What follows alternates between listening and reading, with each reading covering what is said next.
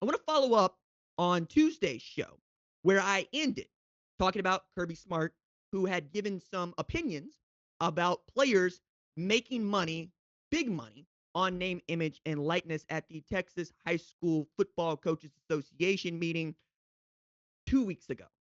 So he hopped on a plane that cost about $35,000 round trip private to fly to that convention in San Antonio to talk at length with those coaches.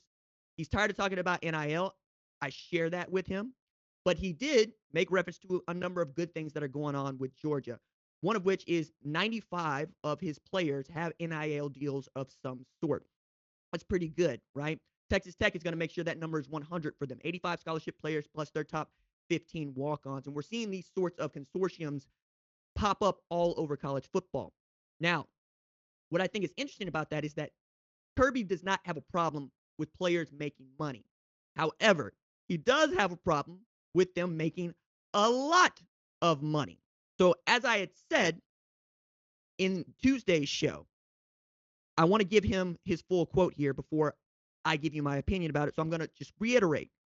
What I can't accept is young men, or a young man, excuse me, some young men getting $10,000 a month for 4 years or 3 years of college. That's $120,000 a year. What do you think he's doing with that? Is that actually going to make him more successful in life? Because I promise you, if you handed me $10,000 a month my freshman year of college, I probably wouldn't be where I am today. I believe that. That was a Tuesday.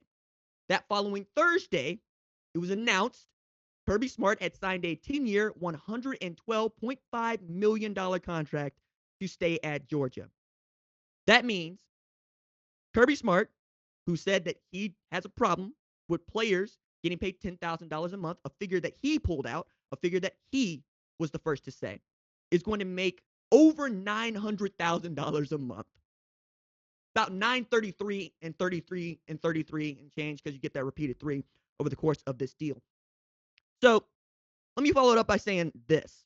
Georgia responded to a head coach leading it to its first national championship in 41 years by making him the highest paid employee at any public university in the entire country.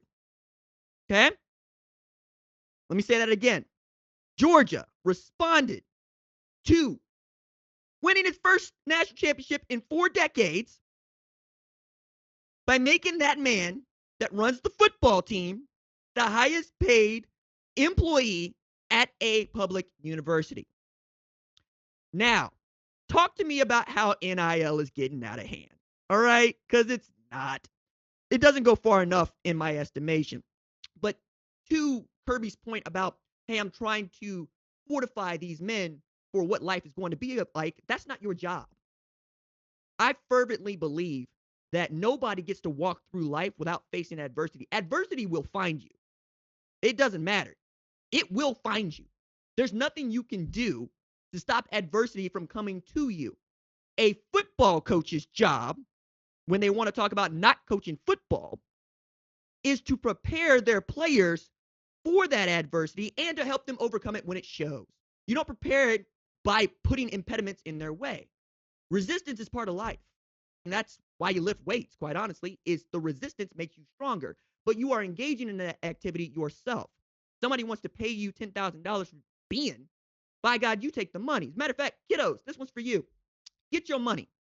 Secure the bag. Get all of this. You are worth every red cent.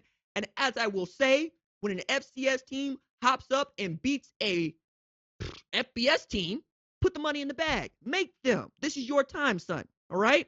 Now, on top of this, for all the people that want to tell me about a scholarship and what that's worth, first I'm going to point you to the $1 trillion debt. Cool, right? We got that. Student loan debt. You could escape that. That's great. But if you can make money on top of getting an education for free, ostensibly for free, as if you're not paying for this with your body, taking hits, then do that. If you can come out, say, $120,000 a year over 4 years, that's nearly $500,000, plus your education, you have fortified yourself and your family for future success. Okay? I understand that it makes some people uncomfortable to know that an 18-year-old is going to out earn them. But I would point them to 2003's NBA draft.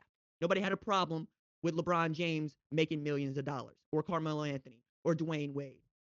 There's something about us as adults that don't like to see somebody half our age. I'm 35 this month, making that kind of money. I don't particularly care because at the height of what they are doing, and this includes Kirby Smart, they are singular. That's the reason that they get paid this much money, is because nobody on earth can do what they do. Now, it's also about numbers here, right? I believe that teachers should be paid more than college football coaches or even football coaches. But that's not the way that we do this, because we have so many teachers and not a bunch of great college football coaches, right? That's where supply, right, does not outpace demand there.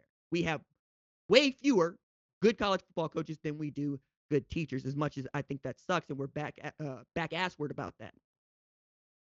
I think as much as Kirby Smart wants to keep a lid on what his kids can make, you're only pushing this into the inevitable for me, because it wasn't that long ago that we would have never allowed for a college football player to make any money whatsoever, to accept a free friggin' t-shirt. Now we're on the space where, okay, cool, if they want to make some endorsement money or somebody wants to pay them a little bit of endorsement money, we're going to allow that. No, that's not far enough. Where you need to go with this is they are state employees too. They should earn a salary. I believe they should have a collective bargaining agreement with these institutions that make these billion-dollar television contracts. I believe that some of that money, half of it really, should be pooled for them. The other half for the administrators, of which I would put coaches in. When I got position coaches that can make $500,000 for coaching wide receivers, and I don't have wide receivers that make $500,000 for catching 100 balls and 1,600 yards with 33 touchdowns, there's an imbalance in place here. And we are the reason that it is. I don't really fault Kirby Smart here. I don't really fault the administrators or even the university presidents here. I fault us because we allow it. We have decided this is the kind of football that we want to see from college. I'm here to tell you it's not what I would like to see. It's not ideal for me. And I soon think you're going to agree with me. You're going to see the hits the players take. You're going to see what it does to their brains. You're going to see how physically violent this sport is. And then you're going to see the thrill they give you.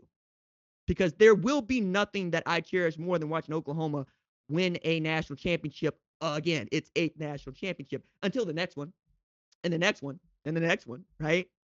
The kiddos, on the other hand, are going to play this game at a very high level, and they're going to risk a lot to do it. Why? So we can feel entertained. Okay? If you are going to ask that of them, the least you can allow is that they make an appropriate amount of money for the risk that they take. Thanks for watching this video, and remember, hit that subscribe button so you don't miss any other videos on the #1 ranked show YouTube channel.